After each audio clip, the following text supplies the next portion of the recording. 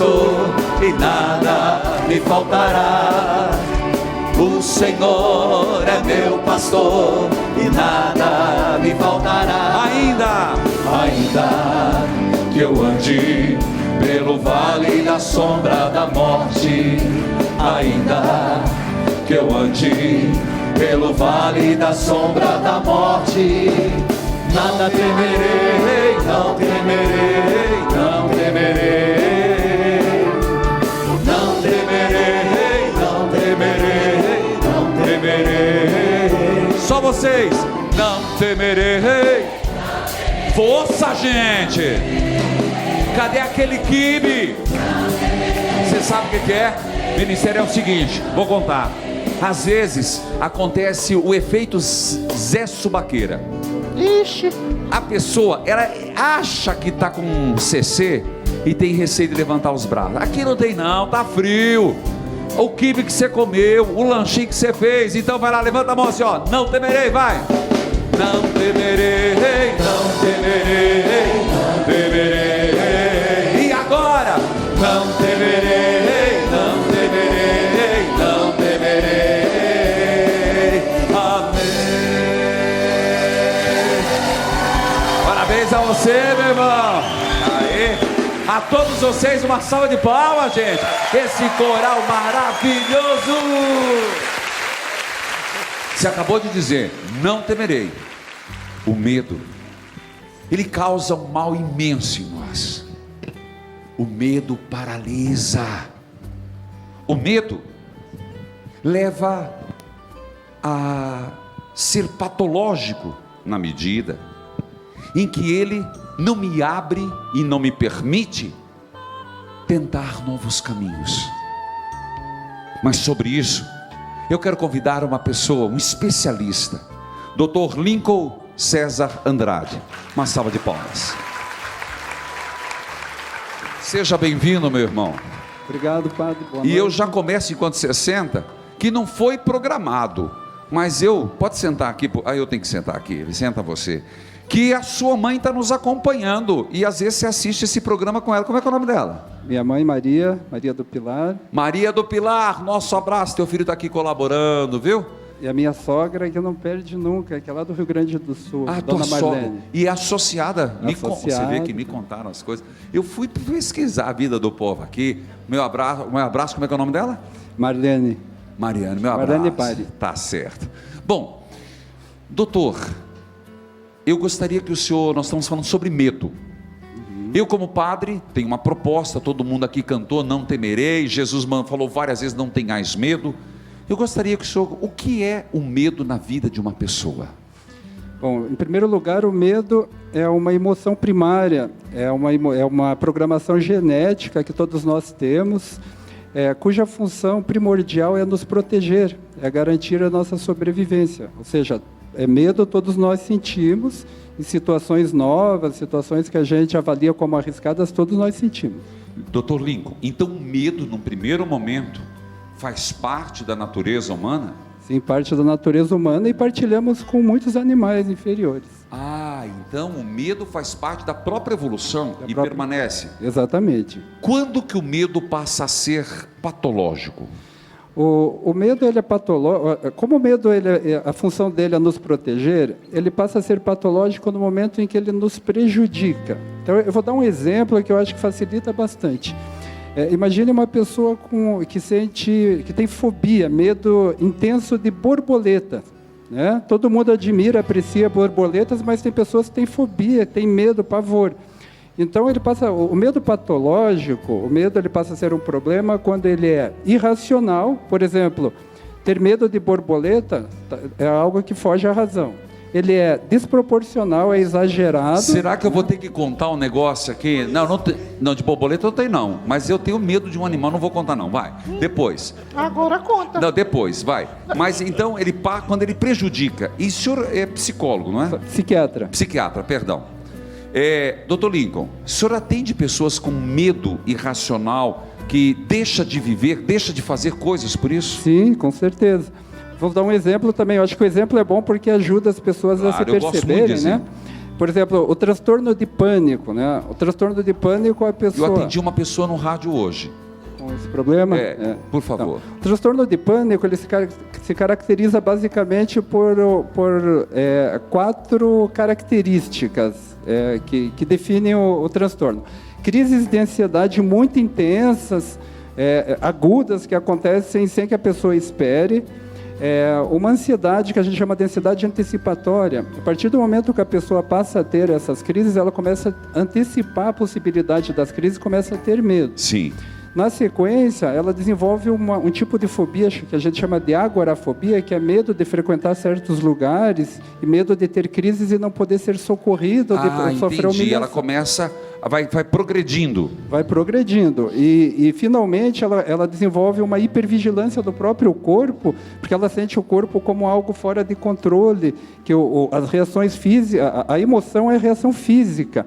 A gente se preocupa e gera uma ativação do nosso sistema nervoso. O senhor está dizendo que a pessoa ela cria uma situação tão grande que realmente isso se torna uma realidade na vida dela? Exatamente. Ela trava? E passa a dominar a vida dela, a ponto da pessoa não sair mais de casa, não ter condições, às vezes, de ir até a esquina sem estar acompanhada. Quais são os maiores medos e os mais frequentes que vão no seu consultório? Olha, de elevador, tem? Medo de elevador é um medo bastante frequente. Medo de dirigir. Medo de dirigir. Eu recebo muita gente que fala, eu tenho medo de dirigir, então nós vamos vencer esse medo. De andar de avião. Medo de aerofobia é o nome desse medo. Aerofobia, nome chique, né? É um medo muito frequente, acomete em torno de 30% das pessoas que viajam de avião. E é um medo que tem muitos componentes, porque ele pode ter o componente da pessoa que tem medo de lugares restritos, apertados. Claustrofobia, no caso. Isso, a claustrofobia. Envolve o medo a insegurança de não ter nenhum controle sobre a situação. Certo. O medo dos próprios ruídos do avião. Então, envolve vários componentes, mas é muito comum. Eu gostaria que o senhor, e todos nós somos convidados, a assistir a nossa Fernandinha, que foi fazer uma enquete. Veja lá. Olá, Padre Reginaldo Manzotti. Olá, você que acompanha a Rede Vida Evangeliza. Hoje nós viemos aqui no Jardim Botânico para fazer a seguinte pergunta. Você tem medo do quê? Será que o novo realmente amedronta as pessoas? Vamos descobrir?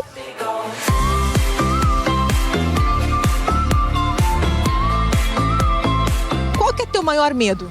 Medo? Acho que de perder algum parente muito próximo. Por que te amedronta tanto isso?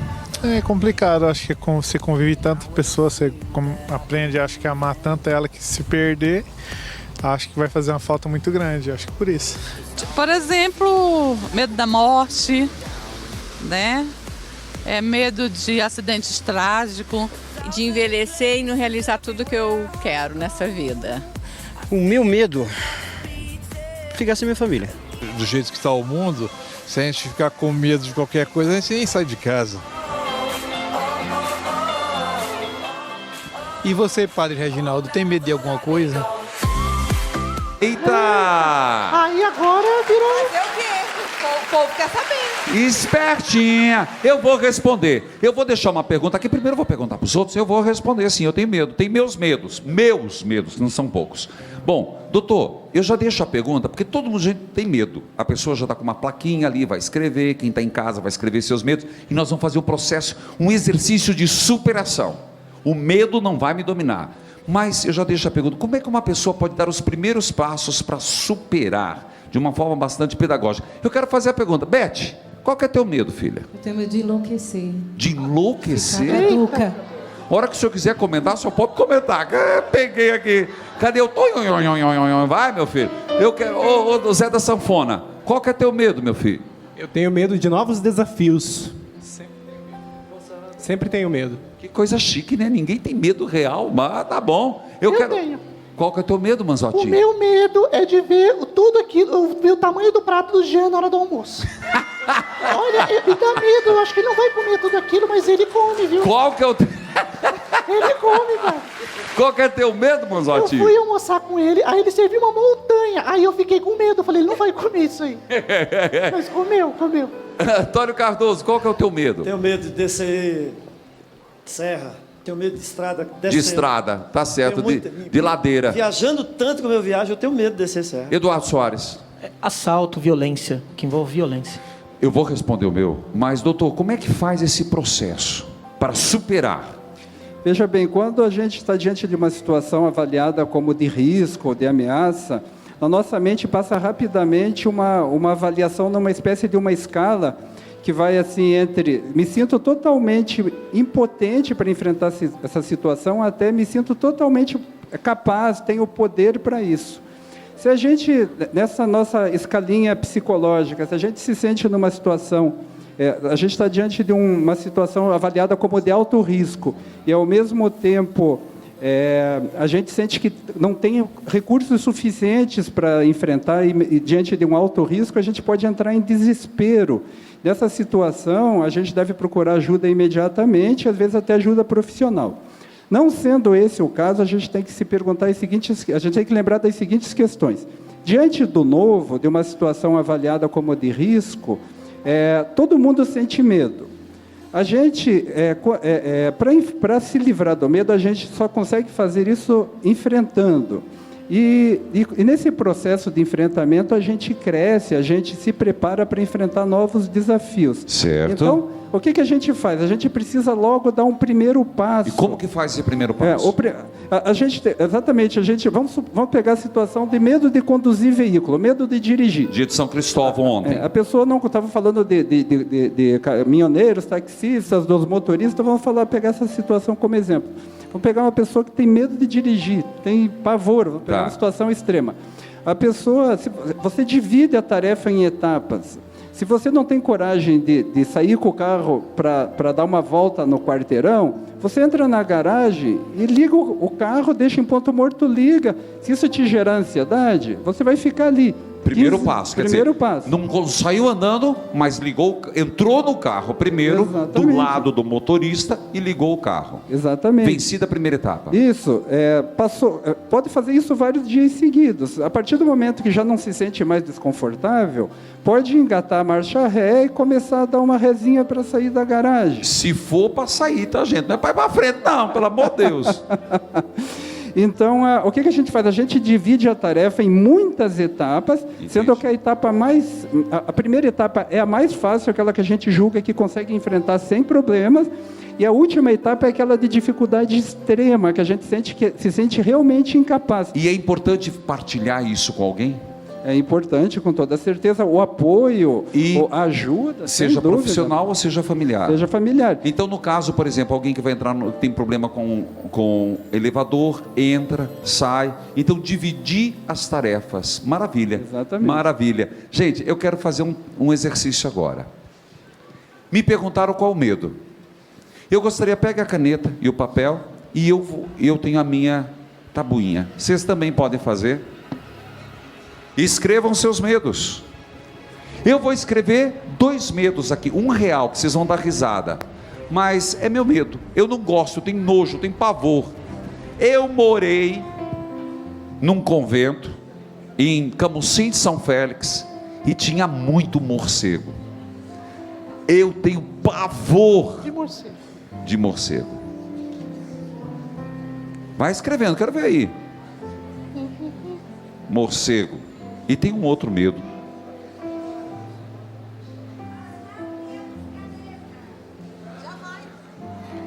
Bota aí o prato do Jean. O prato do Jean, tá bom. Então agora, escreveram? Eu quero colocar o meu medo. Quer dizer o seu? Você não escreveu não? Não escrevi, tô sem caneta. Ah, toma a minha. Começa com você, filho. Qual é o teu medo? Por que tenho medo? Meu é violência, pai. Violência, descer a serra. Quem tem coragem de dizer o seu medo? Eu quero você, jovem. Você tem o medo, tem não? É rejeição. Rejeição. O seu? O que está escrito aí? Síndrome do jaleco branco. Aprendi. Eu não tenho receio. Morcego e solidão. E eu queria fazer um desafio. Quem está em casa, primeiro eu vou quebrar aqui. Essas técnicas ajudam, né? Então, Jean, vem aqui. Vai lá. Eu vou quebrar essa aqui. E eu quero convidar quem recebeu essa tabuinha para vir aqui. Vem. Vem, quero ver.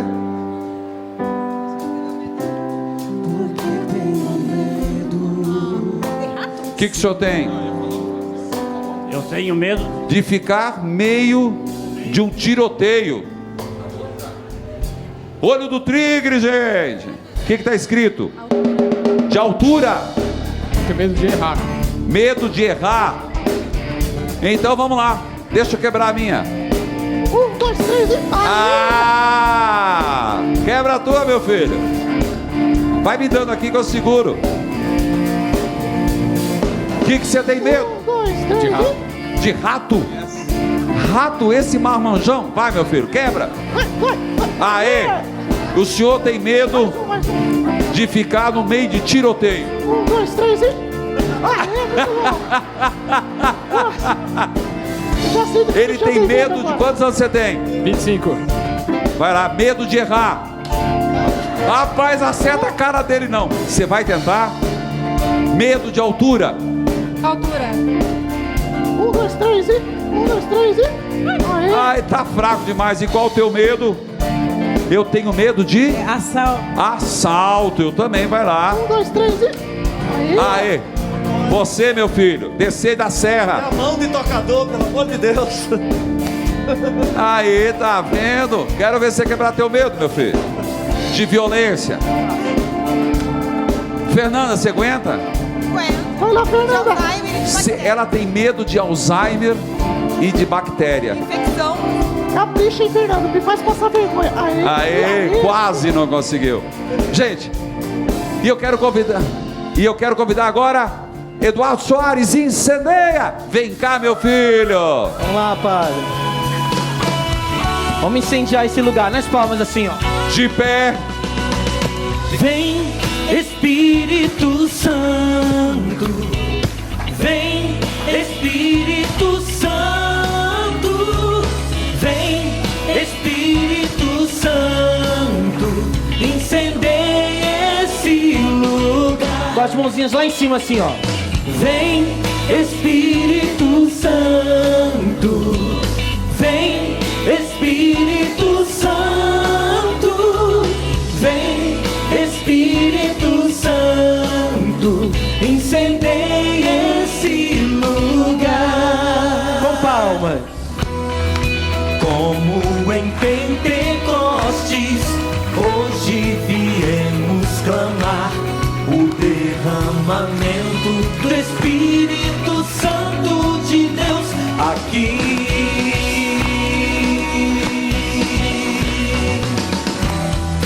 Ó Espírito de Deus, desce sobre nós como um fogo abrasador e de poder.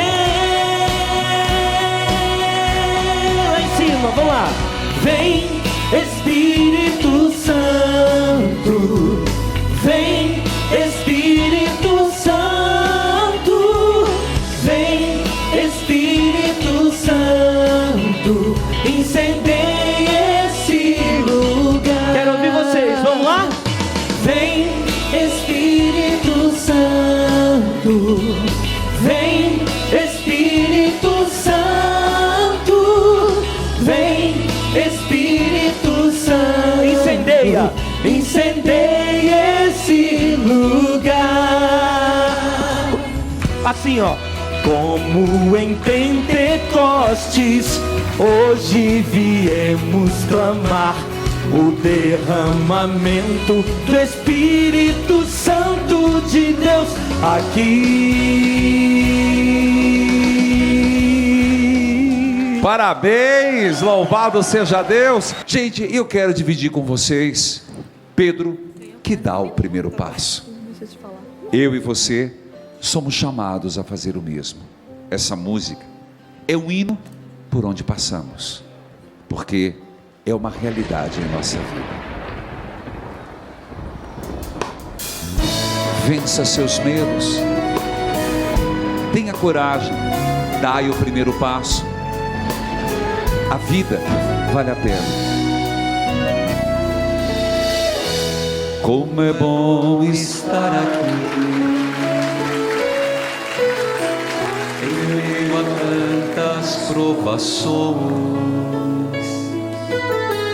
saber que posso confiar em meu Senhor e acreditar que Ele nunca faltará.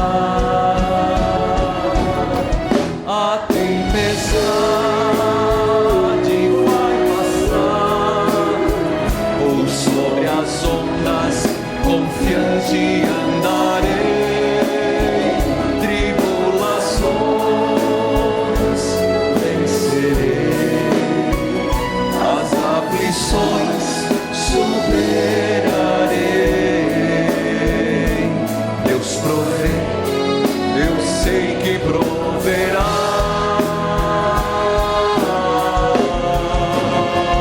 A tempestade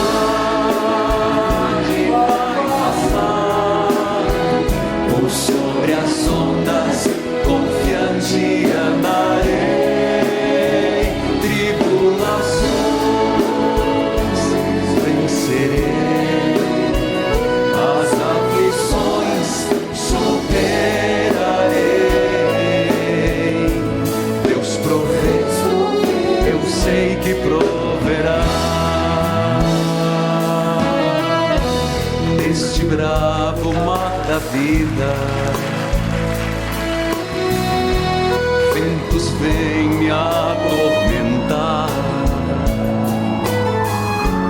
Nesta rocha firme e forte que é meu Deus, não temerei. Nele posso confiar. A tempestade vai passar, ou sobre as ondas confiante andarei. Tribulações vencerei, as aflições superarei. Deus provê, eu sei que proverá. A tempestade vai passar, por sobre as ondas confiante andarei. Tribulações vencerei, as aflições superarei. Deus provê, eu sei que proverá.